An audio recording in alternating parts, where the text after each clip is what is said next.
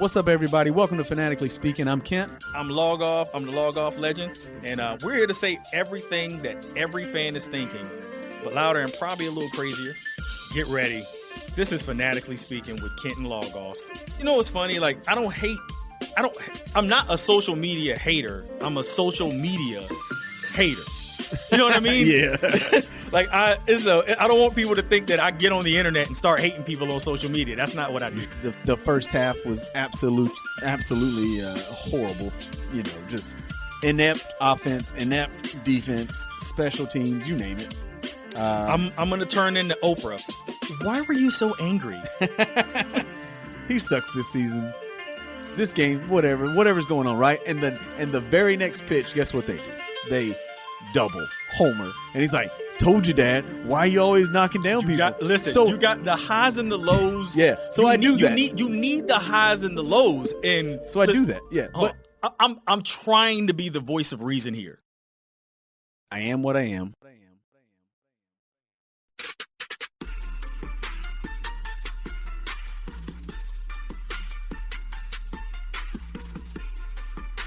All right, what's up, everybody? Welcome to another episode of Fanatically Speaking. I am Kent, the co-host and promoter. I am Logoff, the Logoff legend, the hater of social media. I am the co-host and producer of the show. All right, what do we have on tap for today's episode? So today we're going to go over all the top teams in the NFL. Obligatory. We just kind of picked the top 6. And we're just going to kind of do a breakdown. Obviously, the NFL is really deep into their season already. Yeah, and this will be a little different than what we've done before, talking about like who's real, who's not real, who we think's going to come out, because we're literally taking, like you said, the top 6. Correct. You know, in the NFL, a little bit different take because we are just taking the top 6 teams. Yeah, top 6, and we're just going to take the ones that are the teams that are trying to pull away. They're already in the lead, and they're just trying to create more distance and hopefully get a 1 seed heading into the playoffs. And let's go ahead and start things off, man. I'm going to start with a team that you've actually been pretty impressed with all year. You've been consistent in that take. And let's go ahead and start with the Matthew Stafford-led Los Angeles Rams. What do you got? Yeah, I mean, I'm still strong. I'm still high on them. They just come off of their last game of this recording. They played the Seahawks, and they picked off Sam Darnold 4 times, and it still came down to a 60. It was like a 60-yard field goal, some long field goal, and they pulled it out they pulled it out by 2. So a couple things on that is like, I don't know how you pick off Sam Darnold 4 times and only win by 2. Now, Seattle's been playing really well, and despite their quarterback, or in spite of their quarterback, but the Rams pulled it out. And some game, like we talk about, sometimes games are close. It's the NFL, divisional game. All that was the recipe for that one. So they pulled it out, and give them credit for winning. They didn't lose. So I'm still impressed with them. They're working around. They're not getting injured. So that's the biggest thing, obviously, in NFL, staying healthy. I think Devontae Adams, he came up lame one game, but he came right back the next. So as long as they stay healthy with that offense, I think they'll be fine. And then, again, their defense is strong, young. They're scary, man. They're scary. And again, that would be the one team, as us Eagle fans, that would be the one team that I really keep my eye on. I'm not super afraid of the Rams. They are good, and Stafford's playing great. And I did want to highlight something that you said. It was a close game against Seattle, division game.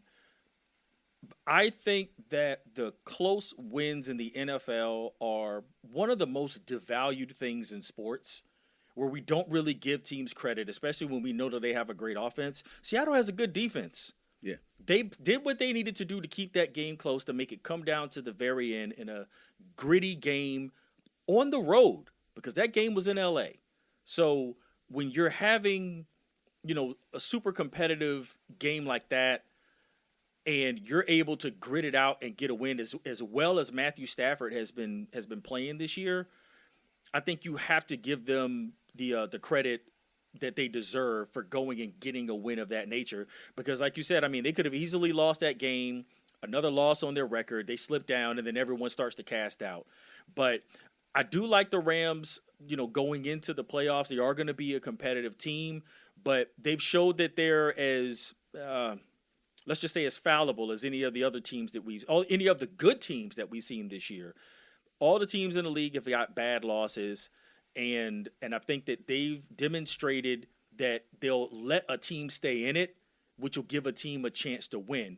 But they've got as good of a chance as anyone else in all of the NFC. Yeah, and the other thing I'll add to the Rams is you mentioned they were in L.A. L.A. really doesn't have home field advantage. Their fans are not exactly strong. Right, they pump in crowd noise. We've heard this before to make it sound like they have fans, but Los Angeles is not a football town, so I don't really care about the. I mean, not that I don't care, but for the Rams, as good as they are, and they can beat anybody on any given Sunday, and they could, like you said, they could lose as well, but I don't think they have a home field advantage, so that doesn't scare me when it comes to that. Like in the playoffs or something like that, if you got to go to L.A., it doesn't really matter to me. I think the Rams can play anywhere, but I don't think they have home field advantage. Just throwing that. Yeah. Gotcha. No, I'm with you. All right, so let's roll to the next team. We'll go to the Colts. Colts, same thing. One of the top teams in the let's flip-flop. Yeah, let's go with the AFC. So we'll go to the Colts. And the Colts are one of the top teams in the AFC. They have 2 losses on their record right now currently, one to the Rams and then another to Pittsburgh. Both close games, competitive games. And, looking at their team, you were talking about health, when it came to the Rams. This is something that I think a lot of people tend to forget. So obviously we know Daniel Jones came in and, kind of shattered what his reputation was when he was a New York Giant. But everyone seems to forget, like Jonathan Taylor, how great he's been as a running back. And it wasn't too long ago where that dude was having to argue with, the now, passed on Jim Irsay to even get paid. Do you remember that contract dispute where he was trying to just get a new contract and they didn't want to pay? And now he is, I say, the linchpin for that entire team's offense. Daniel Jones is able to kind of come in and play his role, but I think they have a consistent stranglehold on what it is that you're going to get from them. But what are your thoughts on the Colts? So I've changed a little bit. I know I believed in them early in the season when they were playing well. So I have an interesting take on the Colts, and a lot of it goes back to the Daniel Jones. And it goes back to them picking up Sauce Gardner at the trade deadline. So Daniel Jones, as you pointed out, turned back into a pumpkin a few weeks ago, right? Against the Steelers. We talked about that. So this trade with Sauce Gardner, everybody made a big deal, right? Like Sauce Gardner, one of the top corners in the league, this, that, and the other, what he's going to do with the Colts. But I view it the same as I did with the Jets. The Jets sucked every year they had Sauce Gardner. And why was that? At the end of the day, they had other issues, but at the end of the day, their biggest issue was what? Quarterback. So when you look at the Colts, their weakness at the end of the day, when you go into the playoffs, when you go into big games, their weakness is going to be their quarterback. Jonathan Taylor, great. Their running game is that's their game, right? But if games got to come down to quarterback play, it's who are the Colts matched up against? Got it. Well, yeah, and in a stacked AFC where depending on how the playoff seedings face out, you're going to have to face a Josh Allen. Yeah. You're going to have to face a Lamar Jackson. You're going to have to face a Patrick Mahomes. You're going to have to face a big name, a seasoned quarterback going into the playoffs. So matchup wise, it's going to be tougher for him. I mean, I'd say the only I guess the only team that I would say, and it's actually going to be the team we're going to do here in a little bit, would be the Broncos. I guess I would trust Daniel Jones, over not only like the entire Broncos, offense, but, certainly over Bo Nix. But in my mind, I understand what you're saying. A lot of this is because we haven't seen Daniel Jones really do it and perform well in the playoffs. It's hey, you got to show me something. You got to prove it to me before I believe in you type thing. But I would say quarterback-wise going in, they're going to be, they're going to have to take, they're going to need extra ammunition. Yeah, and I'll give Daniel Jones credit against some of these quarterbacks and these teams we're going to talk about. Because like the Rams, we know they got the advantage coaching. They got the advantage at quarterback. And then you mix in all the other weapons they have. Now with the Colts, still Shane Steichen's a newer head coach, right? Not much experience, but all it takes is one good season. Daniel Jones is a veteran. He has played in the playoffs. He has won a playoff game, so I'll give him that. That's what he's got over a Bo Nix, over a later Drake May. But I would not trust Daniel Jones against that Broncos defense, who have the most sacks in the NFL. So if that matchup happens, look you got Bo Nix, but he plays well. He's been playing really well. We'll talk about him.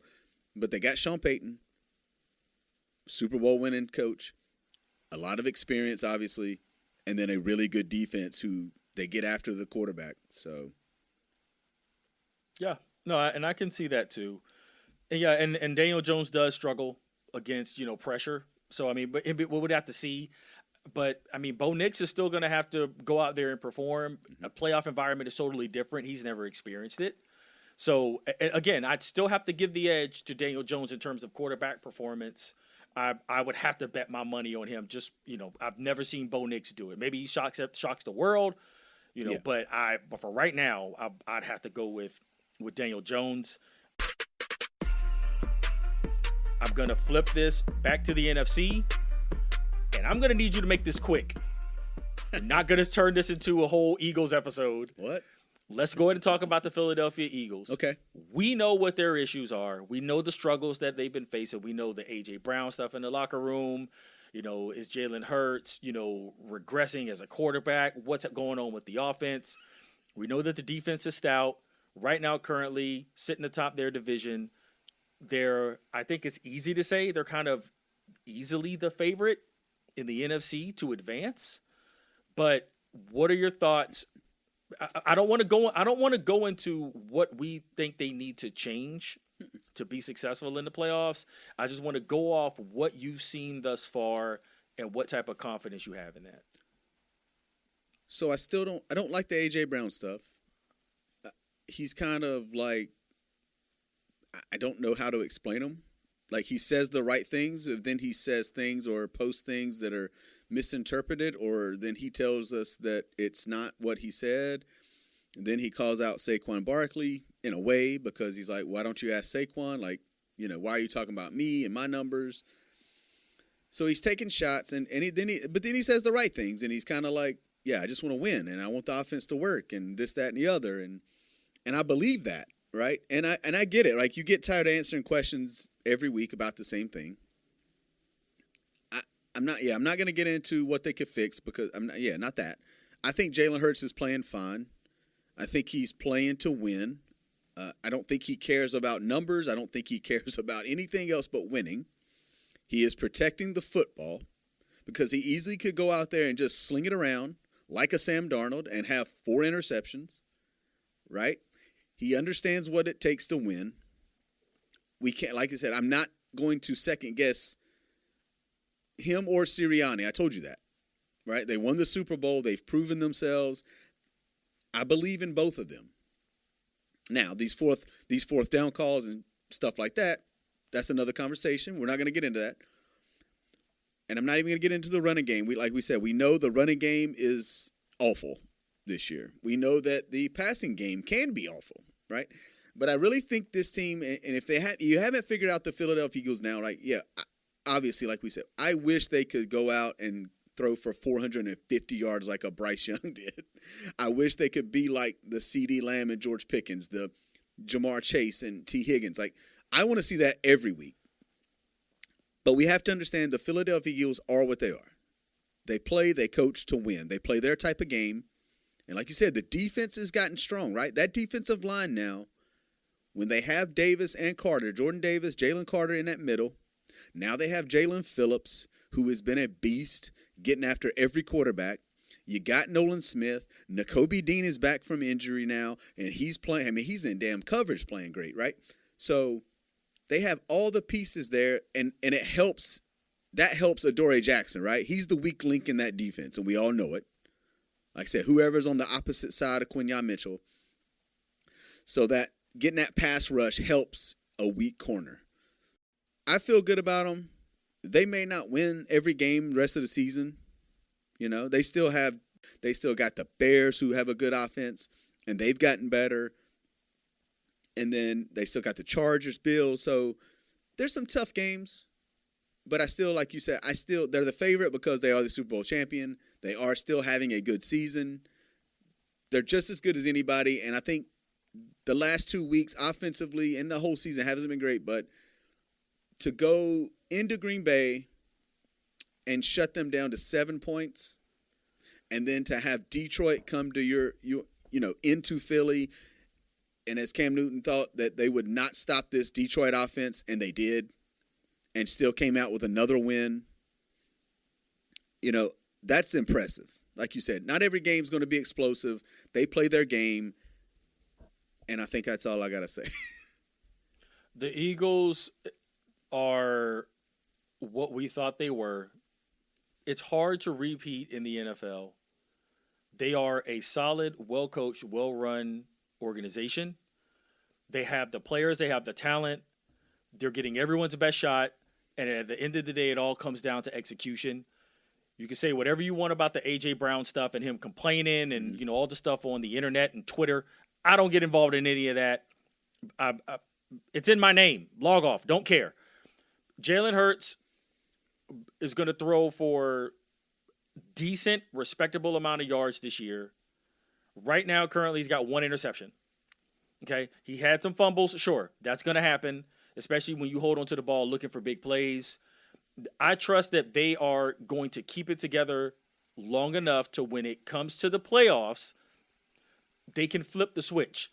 Dangerous game to play, I know, but I feel like when it comes time to, hey, everything is all on the line, everyone's future, everyone's records, everyone's legacy is on the line. If we can go out and perform well in the playoffs, A.J. Brown, Saquon included, I think they'll be able to turn it on their professionals.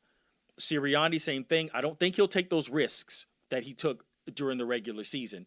Everyone knows that it's crunch time. We saw them do it last year, and I trust that they'll be able to play their best football in the cold weather, hopefully hosting some playoff games in Philly.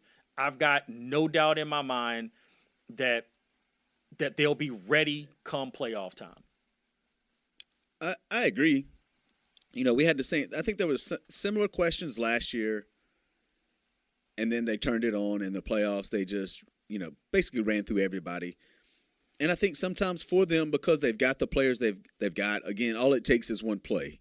We saw that at Green Bay, little screen pass to Saquon, and then there he goes, deep pass to Devontae.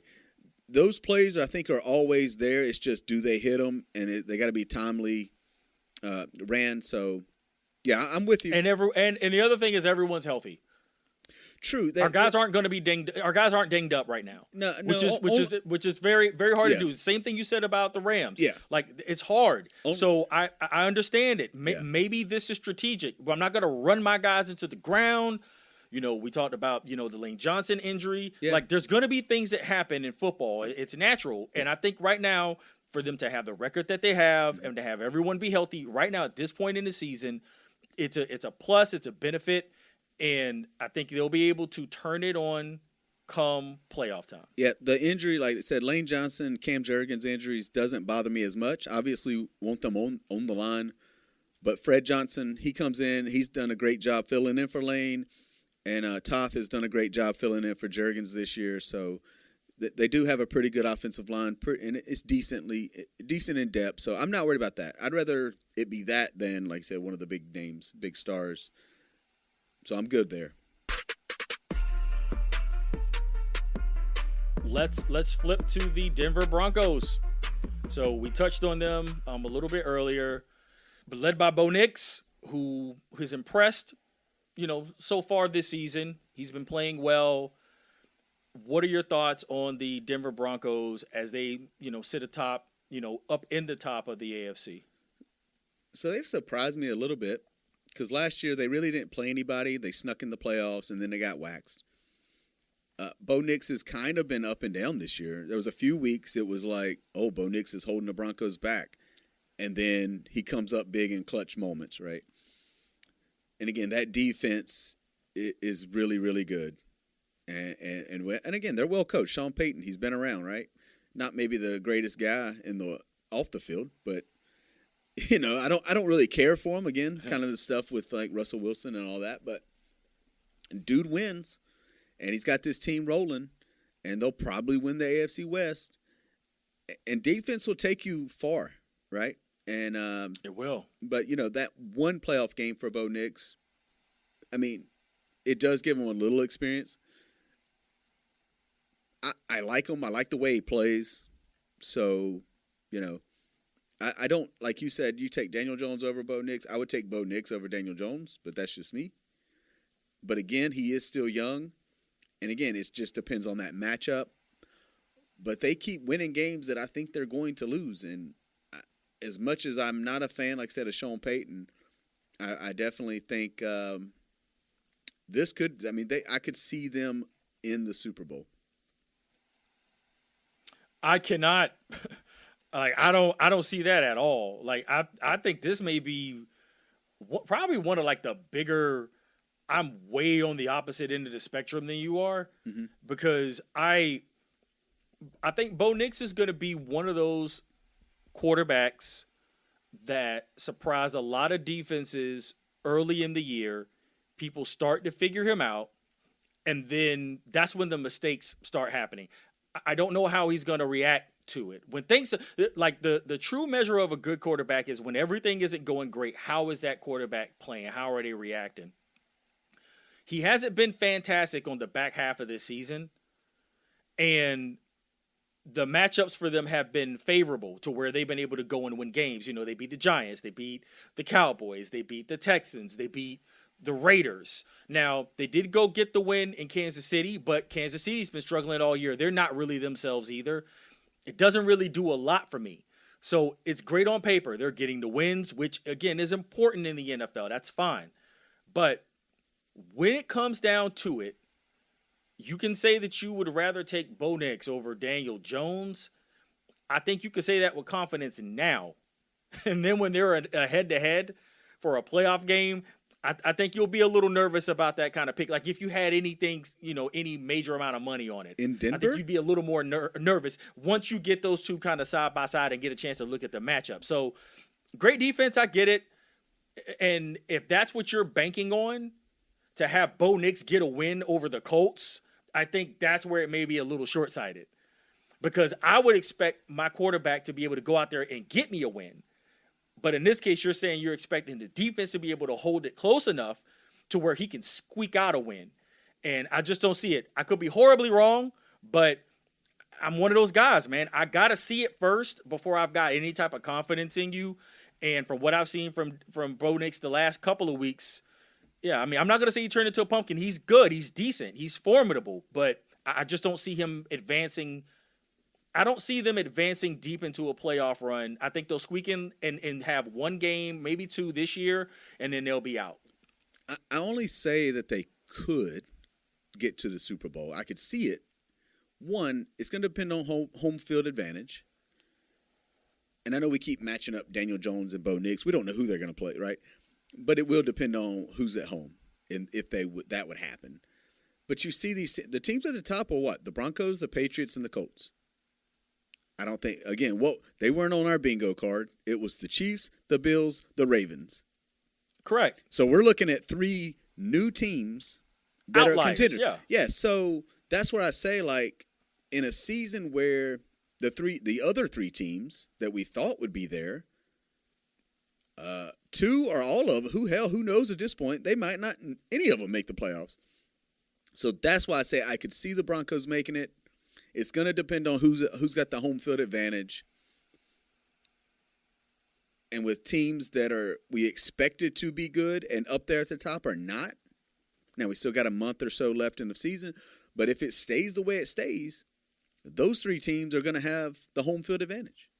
And again, we don't know who else is going to be in. We don't know if, like I said, the Chiefs, the Ravens, Bills will even make the playoffs because they're all out. I understand they're that. all out. No, or I at understand the bottom. that. Yeah. But what I'm saying is what I have in front of me. Yeah. When I have the Broncos in front of me, and I'm telling you, hey, if you give me the Colts and the Broncos, I don't care about the situation. I don't care if it's on the road. I don't care who they're playing. If I had to pick between one of those two, I'm going to take the Colts. Okay. And that's what I mean. If it's like, hey, we need everything to break right for the Broncos to where they host a playoff game, they get a favorable matchup, and the defense plays great in order for Bo Nix to get a win, that's why I don't have any confidence in them. I think if you match them up, if you look at them, you may change your mind. If you just look and say, coach, quarterback, running back, defense, receiver, this, that, and the other, match them up. You don't have to do that right now. Just saying. No, I'm with you. I'll still, me, like again, I'll have to beg to differ. Just remember. And like I said, I just think it's one of the rare things where I'm way away from you on it. And one of us will be right. Yeah. Or maybe Daniel Jones and Bo Nix both flame out. Who the hell knows? This could be a season like when the Bears went to the Super Bowl with Rex Grossman.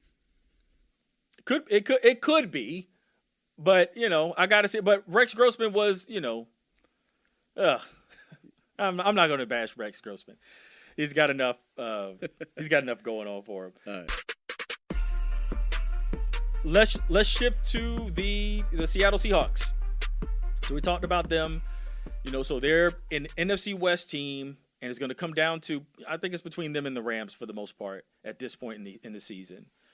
So what are your thoughts on the Seahawks? How do you feel about them? Man, it's one of those teams again. It's going to come down to quarterback play. I mean, honestly, that's it. Like, is Sam Darnold, he's not having the season he had in Minnesota, right?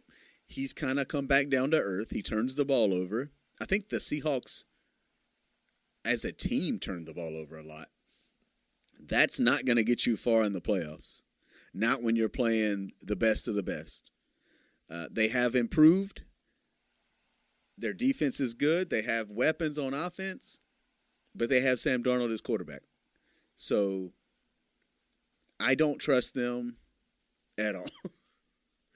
I think they put up a lot of numbers, but again, like I just said, I think when you're leading, I think they lead the NFC, or they're up there, man, in turnovers. I forgot the number. That's my bad, but yeah.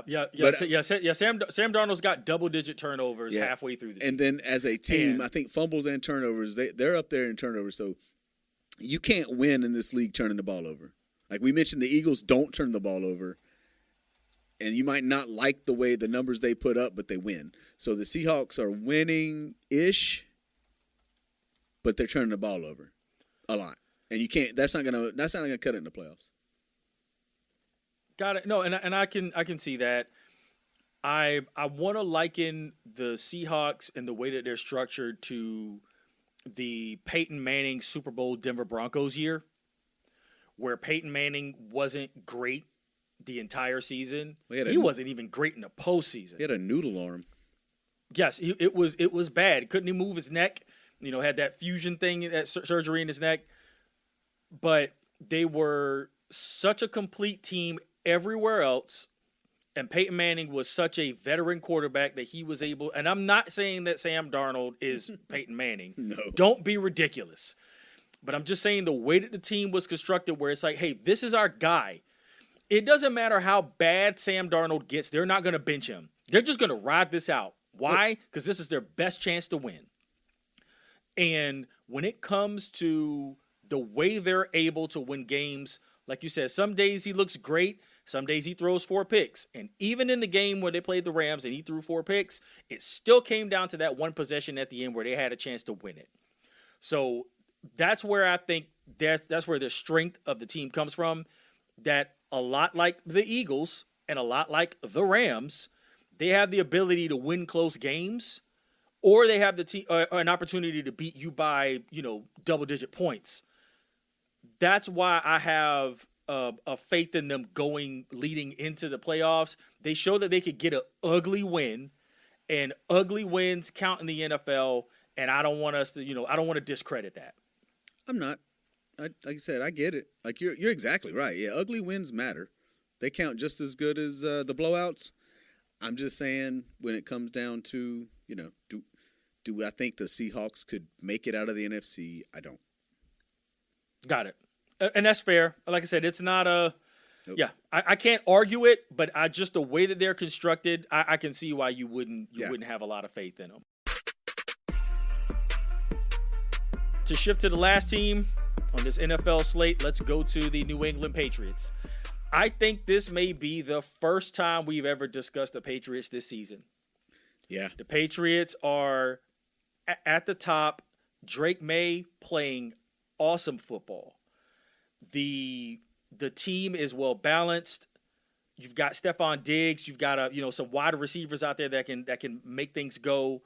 What do you feel about the Patriots and within their division?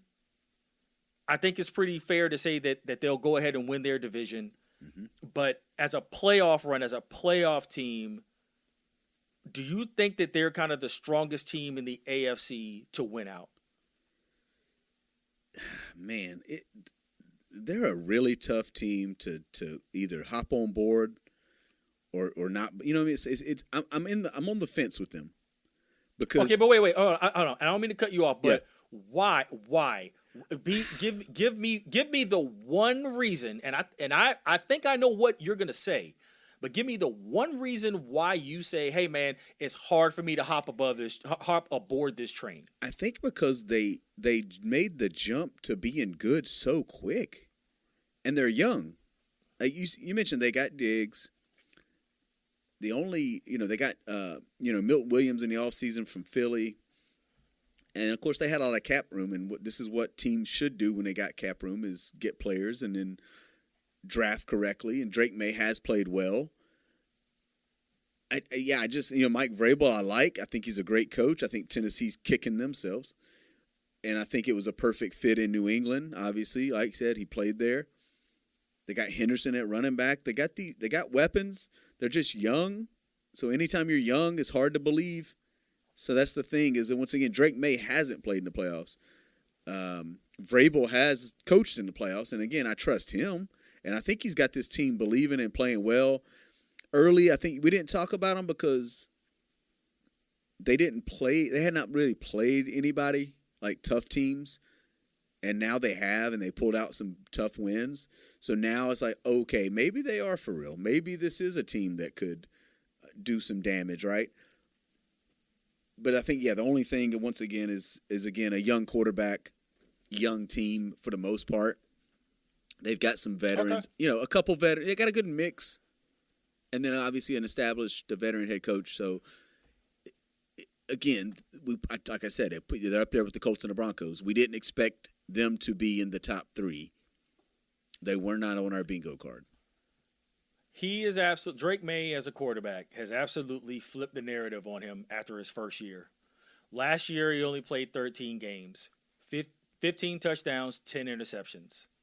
This year, he's played 11 games thus far, 20 touchdowns, 5 interceptions. Totally flipped the script. He's playing well. He's putting up close to 280 yards a game. That's consistent. That means he's throwing enough, but not too much. Rushing yards, consistent.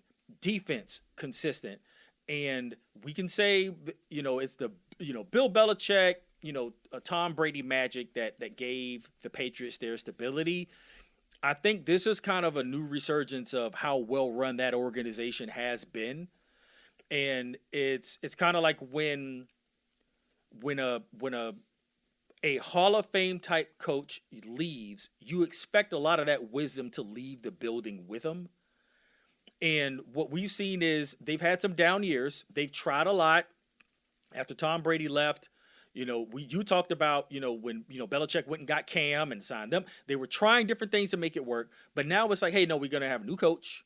We're going to have a new staff. And we're going to try to build this thing from the ground up. And they did. New talent, got better. Everyone's young. Contracts really cheap. And they found a weakness within that division as a whole, because now, the Miami stinks. The Jets, terrible. They get to run this division. It's a terrible division to begin with. It's been that way for the last 20 years. So they've been able to kind of run away with it. So I think with this stability, this gives them an opportunity to make some noise. Their matchups in the playoffs, they're going to have to play a killer. No matter who they play, they're going to have to play a killer. I don't think they're going to be any easy teams for them to play, but I wouldn't be shocked if they made an AFC championship game like against the Ravens. And that would actually be my pick. If I had to pick an AFC matchup right now, I'd go Ravens-Patriots. So you still think the Ravens? I'm staying with the Ravens. You're staying with the Ravens, yes. Yeah. Okay. I'm staying with the Ravens, yeah. We'll see. Yeah, I think I heard this. This is not my thought, but it does. Coaching matters, right? Drake May, they had Gerard Mayo. He had his staff. They couldn't figure it out. Vrabel comes in, brings back Josh McDaniel. There you go, right? So coaching matters, and coaching matters. Offensive coordinator matters. Just ask the Eagles, and I could see the Patriots making a run again. They're one of those teams. Home field matters, and again, the way you say a tough game because again, the way it's shaping up. Some of those teams we expected to be at the top are at the bottom. And then these teams that we did expect at the top are going to be matched up against those teams. And those teams don't care where they play. The Chiefs, the Bills, the Ravens, if they get in, they don't care if they're on the road.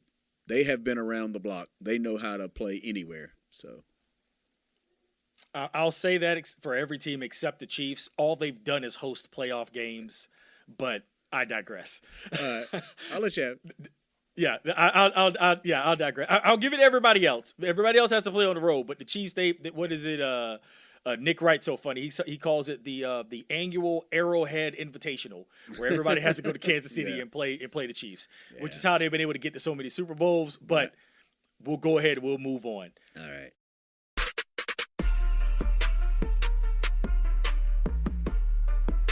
All right, to close out the NFL show, we're going to go a little off script here. So the game for the Eagles versus Cowboys just ended, and Kent's pretty upset. He was very upset at the game, specifically the second half, for reasons that anybody who knows what happened in that game understands why. And because he's upset, what I'm going to do is I'm going to give him 5 uninterrupted, unadulterated minutes to totally go in on the Eagles. I have my own opinions and thoughts on it, some of which I've shared with him, some of which I haven't. But I'm going to go ahead and just step aside, let Kent just get it all out of his system. And Kent, the floor is yours. All right, thank you. So much. I'm not as upset. I've calmed down, but I still got takes. So obviously upset anytime you lose to the Dallas Cowboys. As I explained in a previous episode, that is the rivalry of all rivalries for me. So when the game is when it's those two, I really care more than any time, right? And I might have yelled yesterday. I might have said words. I might have scared the dogs, the neighbors, little children walking the sidewalk. So just to begin, we all know that the game happened. Eagles were up 21-0, and then slowly the Cowboys got back in it, and then, of course, like we said, eventually won. So you mentioned earlier in the text, that every half the league lost. It happens, things like that. And I know you got other takes. I'm just sharing that. All losses are not equal. This is what I was saying, because they are the defending Super Bowl champions. They have again this loaded offensive roster. Right? They didn't lose. They lost they lost one offensive lineman in free agency. So they got the same offense. They're the defending champs. They got a new offensive coordinator. He has not been good. So that's why I'm going to start with Kevin. I'm going to just start right there. And or do I? I'm all over the place because my mind, I got so many thoughts, got so many words, so many takes, so many people. First off, I want to say A.J. Brown, that stuff has nothing to do with yesterday. People can say, oh, locker room this, locker room that. No. What yesterday came down to was play calling, execution. And the same thing that's been going on all season. Now, they've been winning games, thanks a lot to their defense some games, or it was offensive explosions at the right time or blocked field goals. And you'll take the wins, and I still think they're a contender. Obviously, they're just too good not to be. But losses like yesterday come back, and they worry me. So I'm going to get into Kevin. I'm going to get into all this. They are the defending champs, but they have an offense that looks like a middle school. That's not okay. They are the defending champs. Now, they have blown 2 games this season. One to the Broncos. They were up 17-3, and then they gave up 18 points in the fourth quarter to lose that ball game as the offense disappeared in that game. Then yesterday, 21-0, and then they just offense again disappeared. You can call it playing safe, letting the foot off the gas, whatever you want to call it. But that's what they did. And as the defending champs, they cannot blow 2 games like that in a season by double digits with a 14 and a 21-point lead. That's not okay.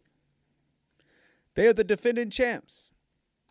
And on 3rd and 2, with a 2-minute warning, a free timeout for them to come up with some play, to come up with 2 yards to keep the game-winning drive going.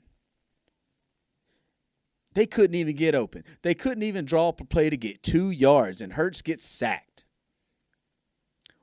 Defending champs, that's not okay. There's got to be a creativity to this offense, right? The defense is tired because the offense, even after they scored, like yesterday, the defense is tired because they staying on the field. And how many games is this now? 4 or 5? That in one half they look amazing, and then the next half they don't. Or the first half they do nothing, and then the second half they do. They're not putting together complete games. And these are now 2 of those times that they've lost those games. This was a division rival playing. I mean, every game matters. Now they dropped to the 2 seed overall. Now the Rams, who we said are going to be probably Super Bowl contenders, I would say they're the favorite right now. They're now the 1 seed. Now, Eagles. I'd agree with that. Eagles hold the tiebreaker because they beat them off of blocked field goals. But they did beat them. But, yeah, this is not okay. I used a GIF today. You know, I wanted to describe the offense, and I put Vanilla Ice because they are vanilla. The running game is vanilla. By the time Saquon Barkley gets the ball, there is a defender in the backfield. It is the slowest developing run plays that I've ever seen in my life. That's what I say. It's like middle school. It's vanilla. They're not even creative with it. Now, you can say they got to block better, do this. I mean, in the NFL, there's been great running backs and running games where you know who's getting the ball. The defense knows they ready for it, and you still can run and gain more than 2 yards.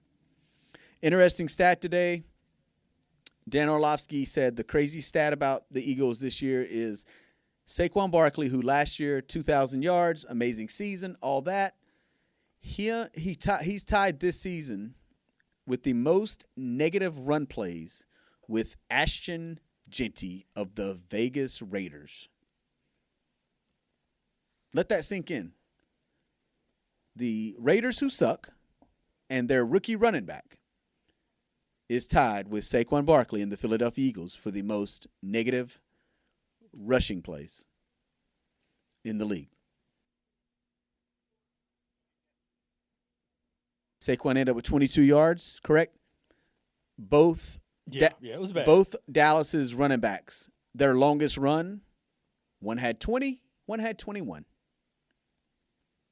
So both of their running backs, one dude I ain't never heard of, had a 21-yard run. In one run, he rushed for more than Saquon Barkley did in the entire football game. That's a problem. And I'm not blaming Saquon, right? we can keep saying they got to execute. They got to execute. I also responded today too, right? In the text chain, Chip Kelly fired. Why can't the Eagles fire their offensive coordinator? Okay, all right. Hold on. I'll let you go a minute over. Okay. This is where it's Because like, I'm done. Now I'm done with him. I knew. Like I said, you were going to get to the point where you started firing so people. again, Listen, I'm gonna real quick. I'm gonna say, hold on. We know Saquon. We know Saquon's a stud. yeah. If you want to compare him to Genty, the stats are the stats. He's not producing like he did last year, but you're also comparing this year to his best statistical year ever. A little unfair, although it's one season removed. No. It's not even close Yeah. though. I don't even know. What's he got? 500, almost 600 yards through 12 weeks. But it's not even. It's not even the yards. So what were you expecting him to do? I mean, you can't just he might not even reach 1,000. It is embarrassing, but I'm saying it's not even the run game. Like I said, that's embarrassing. They can't even. I mean, you watch the games, right? I mean, they gain like 2 yards, or they lose 2 yards. It's one or the other. I think his longest run this year is 18 yards, maybe 20-some yards that he busted. 100-yard game. And it's not just about Saquon. Again, this is really about the offense. Like, they're not throwing the ball. And even on that 3rd and 2, I could have come up with a better play call. Because the Cowboys at that point, they knew the Eagles have stopped running the ball. And I'm not saying they got to run the ball there. Now, what I would have done in 2 pushes. But, the play where they roll out and fake the head out, like a little play action, and they roll out, got it blocks, and he rolls. And that plays there all the time. Just be creative. Just stop doing the same stuff that everybody knows is coming. Run some different route, call up a goddamn crossing pattern, right? Like 2 yards, that was a huge game. As soon as that was it. Kind of creativity to the call, and I'm done. All right, Kent, you unreasonable as hell, and all I'm gonna do is give you some facts. If you want to fire the OC, fine. I'm not gonna argue about that. Your football team is the defending Super Bowl champions, like you said several times. They're 8-3. They're number 1 in the NFC East. We could talk about their losses. Let's talk about their wins. They beat the Cowboys. They beat the Chiefs. They beat the Rams.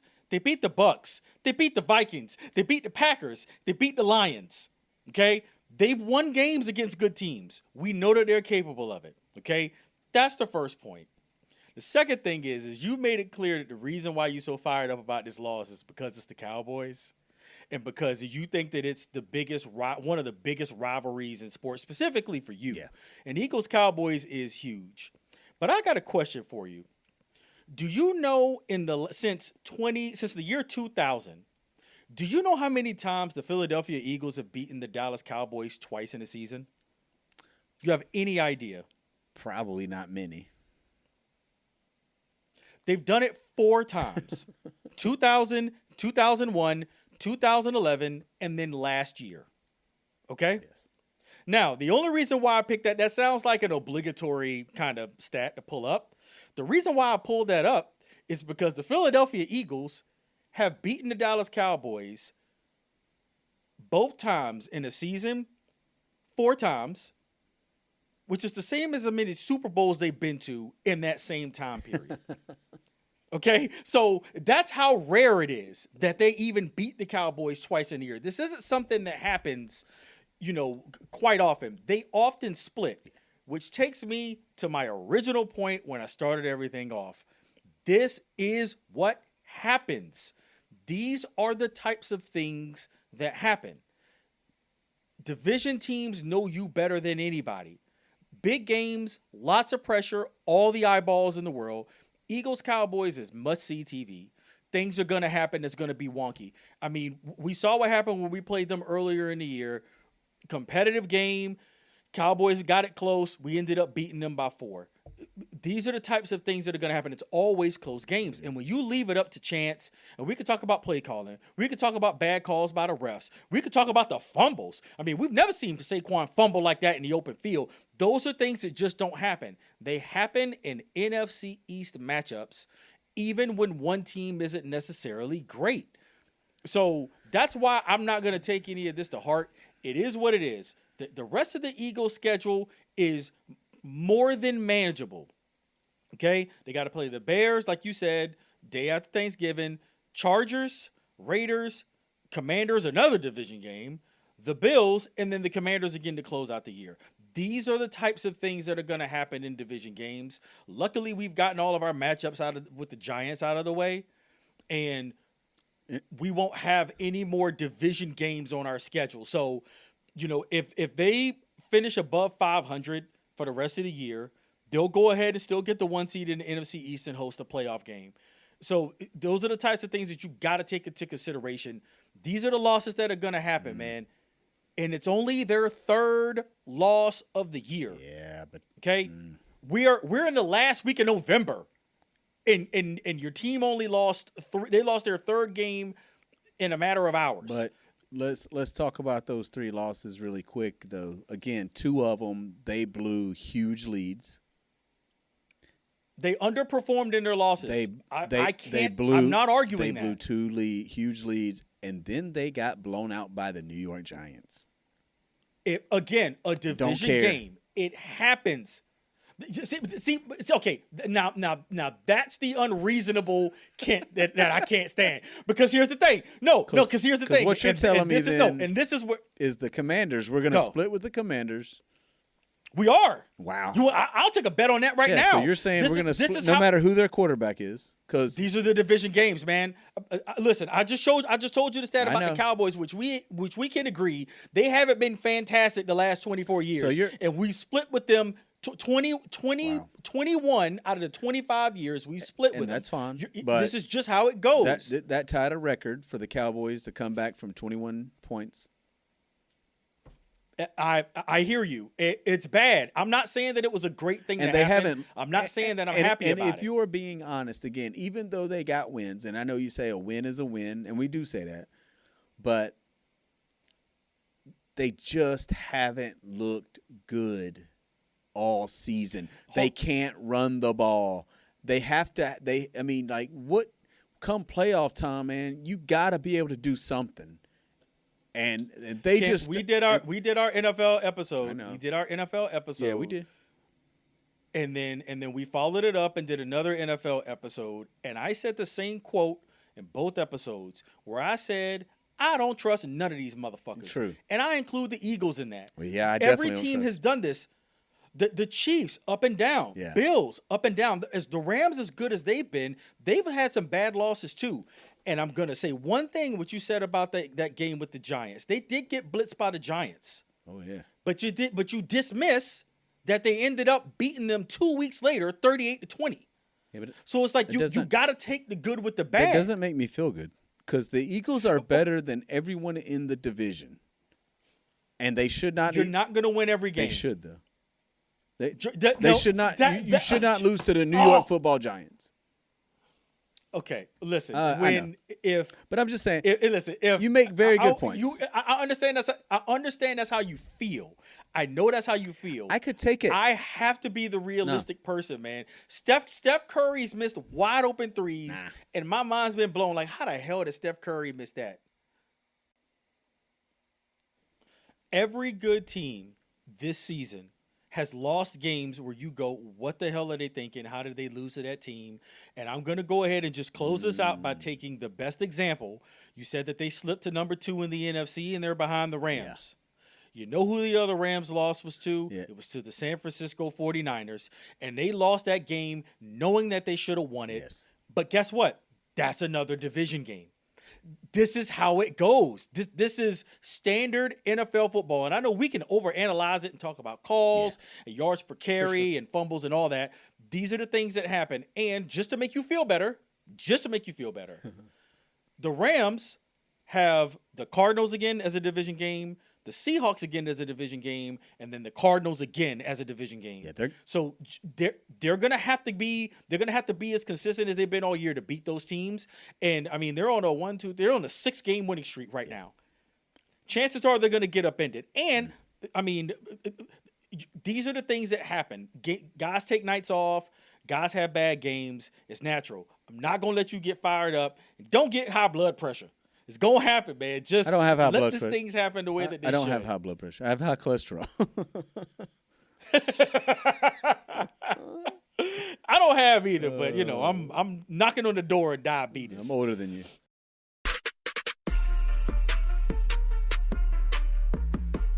All right. Yeah, so, let's get into Shedeur Sanders. He made his first start. They won. Of course, they played the Las Vegas Raiders, so that's a easy win normally. So there's a few things, and I think we spoke earlier, but the biggest thing I was seeing, the biggest thing I saw was Stefanski's locker room speech after the game where he was all fired up, calling out everybody's name and this, that, and the other. And he's like, oh, yeah, and Shedeur, good job. He just kind of was like, oh, yeah, good job, Shedeur. Just like, oh, well, don't really want you playing, don't like you, but I have to. So that was kind of a little disrespectful. Of course, we said Stefanski should be fired. It's like he's having to play Shedeur now. And then you got Shedeur on the other side. His post-game interviews, his comments about, just think about what we do if I had a whole offseason, a whole season. And this is why, basically, like, look, this is what happens when you play me. He is who he is. He is Deion's son. I don't think he should change who he is. That confidence is good when you're an athlete. I think he's got to meet it somewhere. That humble pie, I don't think he had a slice yet. So that I think he needs to meet somewhere in the middle between that humble pie and, his normal, self. And again, I got no problem with him. I'm rooting for him. I've said that. We've talked about him before. And normally it was because of comments and things like that. But he's a confident kid, and he's ready for his shot and ready to shine. And he had a decent start for a rookie quarterback on the Cleveland Browns, right? I mean, we can all agree. Again, you're on the Cleveland Browns. You're not given the best opportunity in the world. But hey, you got your start. You're a rookie. Got it out of the way. Now, let's see what he does in the next game. I think they play the 49ers. So that'll be a true test to see how he handles himself. And I'm not necessarily looking for him to, light it up. Like I said, with rookies, not everybody can be a great rookie. I mean, look at Cam Ward. I mean, he's having an up and down season but he's playing with a horrible team. So that's what happens when you get drafted by terrible teams. But you got to see the good things and the small stuff to take away from these performances. But yeah, I think Shedeur, like I said, it's kind of both ways. It was just kind of shocking to see Stefanski, and you could just it's kind of weird though, right? I mean, it's weird that an organization would draft two rookies and then it's obvious Stefanski don't want them there. He tried to hold them back in practice. He tried to stop from naming them number 2 quarterback. Then he had to name him number 1, and I think he got the decision is, again, to start them again, which they are, to see, again, you got to see what you got for the future, because I think the Browns I think they could be something, but I mean, again, it starts with a quarterback. It does, and we know that the Browns have had the worst track record, I want to say, probably in NFL history when it comes to having starting quarterback talent. Yeah. I don't want to say anything bad about Shedeur Sanders. He's a young man. There is a very thin line between being confident and being arrogant. Mm-hmm. And obviously, we could talk about him being Deion's son. He's never really been an underdog type player. Everything we've seen from him before he got to the NFL was curtailed around him and his skill set as a quarterback. And he was able to be successful enough to make it to the league, even though he was a 5th-round pick. Yeah. You started and won one NFL football game in which you didn't really play that well. Okay? You have to, and this is the thing that I don't want to make it seem like I'm, wagging my finger at the young man. There's one thing that we know about the NFL, and that this league will humble you. You don't have to come in humble. The league's going to do that for you. Anybody remember Johnny Manziel flashing the money signs? Yeah. Okay? this is the types of thing, and listen, and we can sit here and say whatever we want to about Johnny Manziel. If you put Shedeur Sanders and Johnny Manziel in a room, I'm betting my money on Johnny to walk out of there alive. That dude was a monster football player. He was a much better quarterback talent, and not only did he play at a much higher level, played in a more competitive college football environment than Shedeur ever did. Sure. And his daddy wasn't the coach. Okay. And the league chewed him up and spit him out. Now, Johnny Manziel had his other issues. That's for sure. But my point is we knew that dude could play football. Shadeur's got to understand that you've got one win, man. And I understand he was riding on a high. I have no idea how exciting it is to start and win your first NFL football game. So I'm sure there was a lot of adrenaline, just kind of rushing through his veins. And he just said, like you said, you don't want to try to change who he is. He was his honest self. And I can appreciate that. So I'm not going to say change the things that you're going to say. What I am going to say affectionately, I'm going to say this as some advice. Just stop talking. Stop saying things. You're not helping yourself. And what's going to happen is everyone's going to hang on all those words you said. And the second you have a bad game, that's what they're going to start pointing to. Oh yeah, he thought he figured it all out. You played one game, dude. Defenses haven't had an even chance. They haven't had a chance to get any tape on you. They didn't know what you were capable of. Now that scramble out of the pocket, going to the right, chucking the ball 40, 50 yards in the air on a rope, now teams know that you're capable of that, which means that they're going to send a safety to come and take your legs out. When you start to roll out, now they know what you're capable of. So I want him to understand that he's not really doing himself any favors. He's already popular. Very. He already had a lot of campaigns and people pulling for him. That support that he has, he didn't lose any of it yesterday. No. So you're not going to, shut your haters up with this one win, dude. Your team's terrible. We know that the team's bad. Yeah. You beat the Raiders. Yeah. You didn't do yourselves any favors. And all I want him to do is just take a step back, breathe deep, focus on the rest of the season. This is his opportunity to solidify himself as a starting NFL quarterback. And I hate to kind of throw your man under the bus because I don't know if you own one of his jerseys, but I'm just going to use the Carson Wentz analogy. Oh, yeah. My position on Carson Wentz with you for years was consistent. I think that dude couldn't keep a job as a starting quarterback in the NFL was because people didn't like him. Yeah. You have to be likable as a quarterback.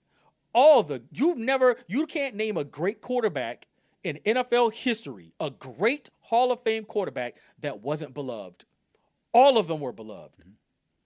Even the worst ones were beloved.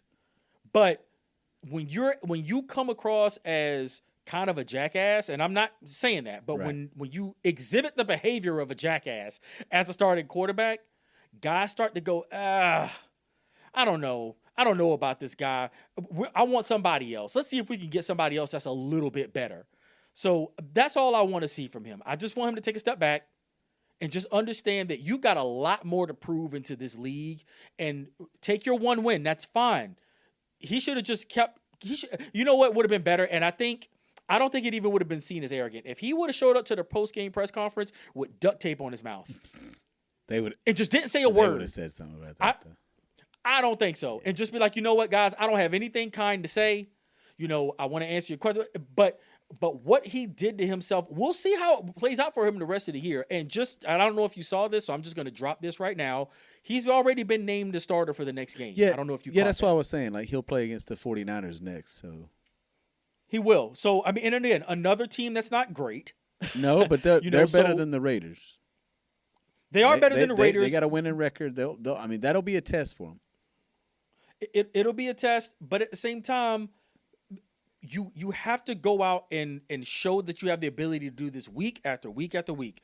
2 weeks ago, dude, everybody was trashing you when you got thrown in, and then they gave the coach hell for putting you in a game without you having first-team reps, okay? Mm-hmm. You go and you play against one of the worst teams in the league and win, not even in impressive fashion, that's not the time for you to talk shit. It's just terrible timing. And I just want him to be I don't think he's a dumb kid. I think he's actually really smart.